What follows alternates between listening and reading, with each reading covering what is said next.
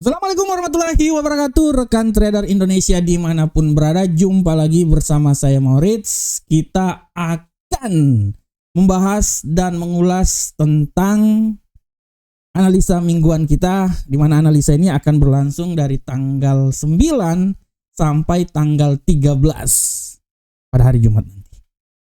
Tapi sebelumnya rekan trader, kita tahu bahwa bagaimana pergerakan yang terjadi pada pasar dan ditutup dengan dirilisnya non-farm payroll. Akibat dari dirilisnya non-farm payroll membuat banyak sekali pergerakan yang sangat luar biasa. Kita bisa lihat bagaimana dolar Amerika sedikit ibaratnya dibilang sedikit mengalami penguatan, tapi sebenarnya secara garis besar dalam satu minggu terakhir dia melemah.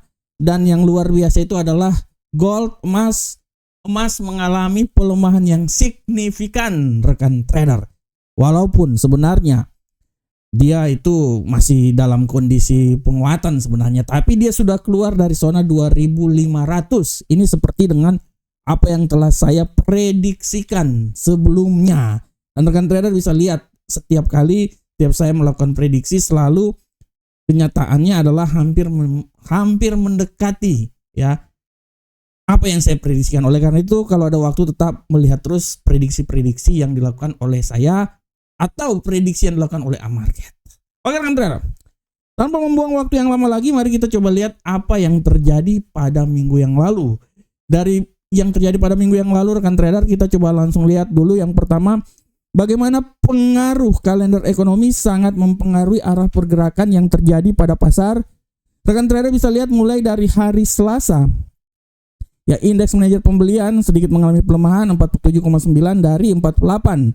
Bulan sebelumnya 49. Setelah itu indeks manajer pembelian manufaktur ya 47,2. Selanjutnya pada hari Rabu ada lowongan pekerjaan ULTS, di mana dari prediksi sekitaran 8 juta rupanya sebesar 7,673 juta ya. Nah, dan hari Kamis rekan trader bisa lihat bagaimana dari prediksi 144 untuk perubahan tenaga kerja non ADP, hasilnya cuma 99, mengalami sedikit pelemahan. Tapi klaim pengangguran awal rekan trader bisa lihat, klaim pengangguran awal sedikit mengalami pelemahan rekan trader ya. Yang tadinya 232 dia menjadi 227 ya. Ini harap diperhatikan. Dan juga rekan trader bisa lihat bagaimana indeks manajer pembelian PMI ini ya dia sebesar 55,7. Dan kalau rekan trader lihat, ini berdampak terhadap apa yang terjadi di pasar. Ditutup dengan non-farm payroll, di mana tenaga kerjaan sebesar 142 dari 164 ya yang diprediksikan. Bulan kemarin kalau rekan trader lihat 89.000 ya, mengalami sedikit penguatan walaupun masih di bawah 164. Dia akan memberikan panduan terhadap suku bunga yang akan dikeluarkan nanti pada pertemuan FOMC minggu depan, 2 minggu lagi. Dan rata-rata pendapatan per jam juga 0,4% dan tingkat pengangguran 4,2%. Nah, ini kita bisa lihat langsung bagaimana kondisinya di platform. Rekan trader bisa lihat ya, kita lihat bersama di platform untuk indeks dolar Amerika. Bagaimana indeks dolar Amerika pada minggu yang lalu rekan trader, saya memprediksikan bahwa dia memang masih bisa naik, walaupun harap diperhatikan bahwa peluang penguatan juga masih tetap ada, tapi hati-hati terhadap pembalikan arah. Dan rekan trader bisa lihat dia memang sempat naik ke 101, tapi setelah itu dia turun dan ditutup seputaran 100.995. Indeks dolar Amerika ini masih punya peluang yang sangat besar untuk mengalami pelemahan, dan kita akan lihat seberapa besar dalam minggu ini. Dan untuk euro angka saham dolar mengalami penguatan yang signifikan. Hal ini juga dibantu oleh pelemahan yang terjadi pada dolar Amerika menyentuh level 1.11181, tapi akhirnya di hari Jumat non-farm payroll membuat dia jatuh di seputaran 1.10838. Dan untuk pound sterling rekan trader, sesuai dengan prediksi, pound sterling ini dia punya peluang kuat untuk naik ya. Tapi hati-hati pembalikan arah. Dia naik ya sempat di 1.31803, tapi akhirnya dia turun di posisi 1.31276. Dan untuk gold, rekan trader lihat, gold rekan trader Pada prinsipnya gold ini dia mengalami pelemahan. Dia sempat menyentuh level 2474, jatuh, dia naik kembali lagi di hari Jumat Kamis menuju 2523 ya 23 ya. Tapi hari Jumat dia jatuh lagi dan keluar dari zona 2500. Seberapa besarkah kekuatan ini akan terjadi? Kita akan lihat bersama-sama. Dan untuk USD Yen Jepang walaupun sempat naik rekan trader di awal hari Senin minggu lalu di seputaran 147.165, akhirnya dia jatuh dan keluar sampai di zona 142. Nah, rekan trader, bagaimanakah untuk minggu depan? Rekan trader bisa lihat untuk minggu depan, pertama kita lihat dulu kalender ekonomi, paling penting karena kita akan melihat bagaimana pergerakan pasar. Untuk minggu depan, kita lihat rekan trader, hari Senin hati-hati dari Jepang itu ada PDB ya, itu sangat mempengaruhi pergerakan yen nanti. Hari Selasa rekan trader lihat ada data inflasi dari Jerman ya, 13.00 ya pada hari Selasa. Dan pergerakan pasar secara garis besar akan dimulai pada hari Rabu, di mana PDB dari Inggris akan dikeluarkan 13.00. 19.30 ini data paling sangat dinanti-nantikan. Data inflasi dari Amerika. Ya, akan dikeluarkan 19.30 hari Rabu. Ya.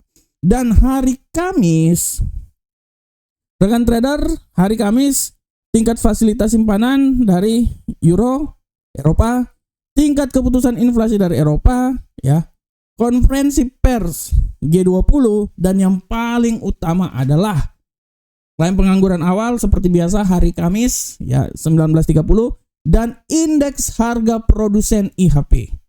Ini harap diperhatikan ya. Ini termasuk salah satu data inflasi juga, tapi inflasi swasta sih ya. Nah, kita akan lihat hari Rabu data inflasinya, inflasi inti, dan hari Kamis ya. Pada prinsipnya dalam minggu depan ya, data yang sangat bekerja sangat luar biasa itu cuman pada hari Rabu dan hari Kamis. Tapi tetap rekan trader harus bisa melihat dan menyaksikan sikap yang akan dikeluarkan oleh para pejabat The Fed. Ya, ini sangat penting juga buat rekan trader semuanya. Oke, bagaimanakah untuk di platform rekan trader? Kita coba lihat. Untuk di platform, kita mulai dari indeks dolar Amerika. Kalau kita lihat rekan trader, indeks dolar Amerika ini ada kebimbangan di sini, tapi menurut saya berasumsi bahwa untuk minggu depan indeks dolar Amerika ini masih akan mencoba naik ke posisi yang paling sedikit tinggi. Saya tidak mau bilang dia naik sampai di posisi mana, tapi menurut saya untuk minggu depan indeks dolar Amerika ini dia bisa naik sampai, ya menurut saya peluang dia masih bisa naik sampai di posisi tertinggi di 102.417, tapi ya harap diperhatikan bahwa peluang pelemahan sangat besar. Peluang pelemahan sangat besar dan bisa membuat dia kembali lagi ke zona 100.487 ya. Selanjutnya bagaimana ke euro? Untuk euro angkel saham dolar rekan trader, saya bisa lihat di sini bahwa secara garis besar euro angkel saham dolar kalau menurut saya peluang pelemahan akan semakin besar. Sedikit menurut saya pelemahan bisa saja terjadi dan sedikit ada potensi pelemahan untuk pergerakan euro angkel saham dolar. Saya bisa sedikit memprediksikan bahwa dia ini akan mencoba melemah sampai ke level 1.10071 dan dia akan mencoba naik sampai nilai ketinggian maksimalnya itu di posisi 1.11614. Jadi tidak terlalu sangat luar biasa, tapi secara garis besar saya bilang bahwa pergerakannya sangat sempit ya. Dan untuk pound sterling rekan trader, sampai tanggal 13 nanti saya bisa berasumsi bahwa pound sterling ini menurut analisa saya dia punya sedikit peluang untuk lebih banyak mengalami pelemahan, walaupun masih bisa terjadi penguatan ya. Saya mengambil sedikit analisa bahwa dia ini akan bergerak ya dari level ketinggian paling terendah di posisi 1.30092 dan level yang paling tertinggi adalah 1.32548. Bagaimana ke gold? Nah, ini dia. Ini gold ini sangat luar biasa dan harap diperhatikan. Di dalam asumsi saya, gold untuk minggu depan, analisa saya, dia masih punya peluang yang sangat besar untuk mengalami pelemahan. Masih punya peluang besar untuk mengalami pelemahan. Ya, harap diperhatikan. Saya memprediksikan dia bisa turun melemah sampai level paling terendah di 2442. Ya, menurut analisa saya. Walaupun tidak tertutup kemungkinan dia bisa jatuh juga sampai di 2000, tahunnya di bawah 2500 deh. Bagaimanakah kemungkinan untuk dia mengalami penguatan? Analisa saya, penguatan dia ini tidak terlalu jauh rekan trader ya. Analisa saya, penguatan dia ini tidak terlalu jauh dan saya memprediksikan bahwa dia akan mengalami penguatan sampai level paling maksimal itu di posisi 2542. Itu paling tertinggi. Walaupun menurut saya itu wah banget ya. Jadi saya lebih memprediksikan bahwa tendensi bearish lebih kuat untuk minggu depan, walaupun tendensi bullish masih ada, tapi kekuatan dia itu kalaupun dia naik sampai 2500, paling tertinggi itu 2532 atau 2542 adalah nilai paling tertinggi untuk gold minggu depan.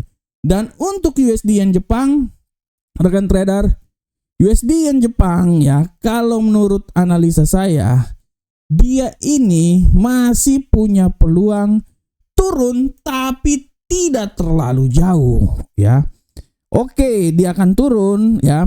Saya memprediksikan penurunan dia itu paling terendah itu di seputaran 138.826. Tapi hati-hati, dia pun juga ini bisa mengalami penguatan sampai level paling maksimal itu di posisi ya 149.188. Jadi arah pergerakan itu antara 138.826 sampai 149.188. Nah, itu dia arah pergerakan selama 1 minggu ke depan. Oke, rekan trader semuanya, rekan trader demikianlah analisa mingguan kita yang akan berlangsung dari tanggal 9 besok sampai tanggal 13.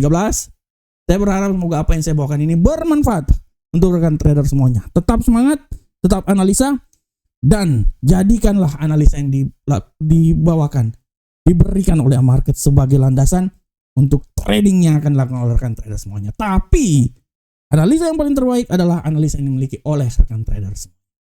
Assalamualaikum warahmatullahi wabarakatuh. Sampai ketemu kita di pertemuan berikutnya. Salam profit Indonesia.